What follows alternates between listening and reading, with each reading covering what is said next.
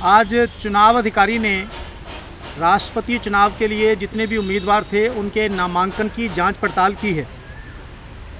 नामांकन के समय, जांच पड़ताल के समय कांग्रेस की तरफ से केंद्रीय गृह मंत्री और संसदीय कार्य मंत्री श्री प्रणब मुखर्जी के प्रतिनिधि के रूप में वहां उपस्थित थे।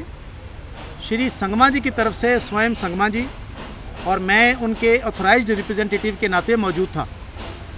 जो ही श्री प्रणब मुखर्जी के नामांकन पत्र जांच के लिए लिए गए तो संगमा जी की ओर से मैंने लिखित में 5 पेज की ऑब्जेक्शन पिटीशन फाइल की है।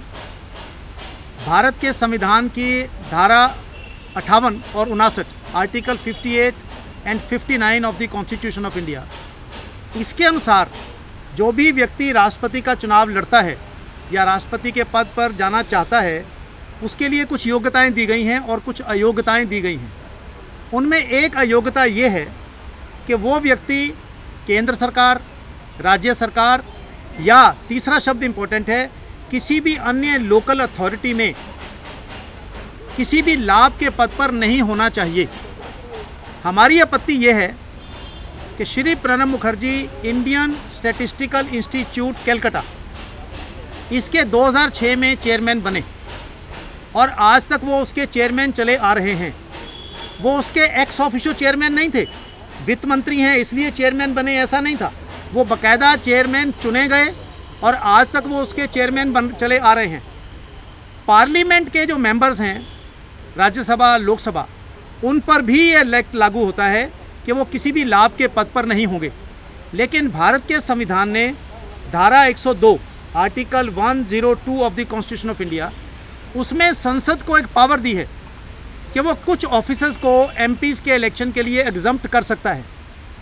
इंटरेस्टिंगली 2006 में जब श्रीमती सोनिया गांधी का विवाद उठा था कि एनएससी की चेयरमैन होने के नाते वो लोकसभा का इलेक्शन लड़ सकती हैं या नहीं लड़ सकती, और उन्होंने त्यागपत्र देकर दोबारा चुनाव लड़ा था, उस समय संसद ने इस एक्ट में संशोधन किया और प्रणब मुखर्जी भी उसमें बोले। उनकी स्पीच हमारे पास है।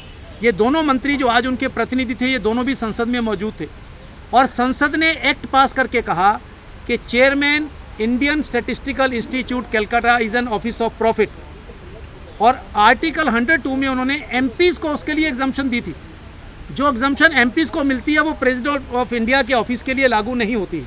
इसलिए हमारी सीधी आपत्ति ये है, जो हमने लिख के की है, कि ये श्री प्रणब मुखर्जी क्योंकि लाभ के पद पर हैं और भारत के संविधान के मुताबिक राष्ट्रपति पद का व्यक्ति लाभ के पद पर नहीं हो सकता है और उन्होंने इसका त्यागपत्र नहीं दिया है, इसलिए उनके नामांकन पत्र रद्द किए जाएं।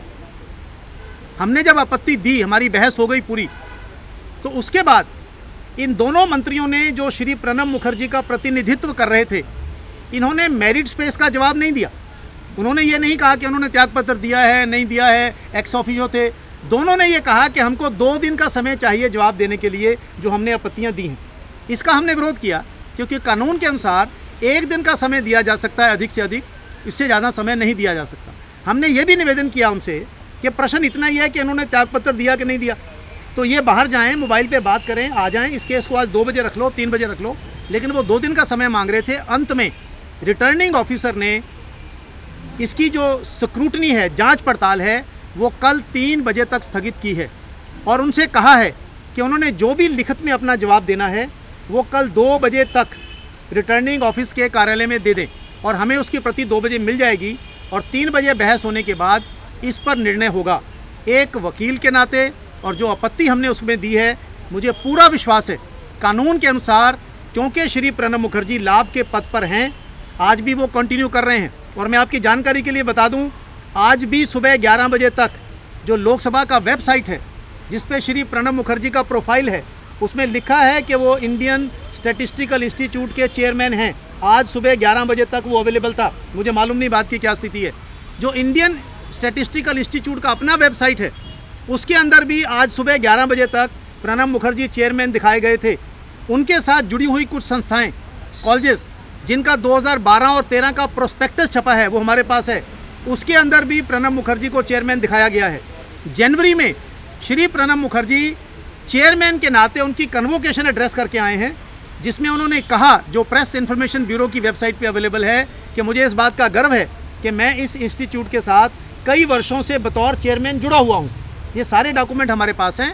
अब कल 3 बजे दोनों पक्षों की बहस सुनने के बाद चुनाव अधिकारी इस पर निर्णय करेंगे। मुझे पूरा विश्वास है प्रणब मुखर्जी का नामांकन रद्द होगा और श्री संगमा सर्वसम्मति से हिंदुस्तान के राष्ट्रपति चुने जाएंगे, ऐसा मुझे पूरा विश्वास है।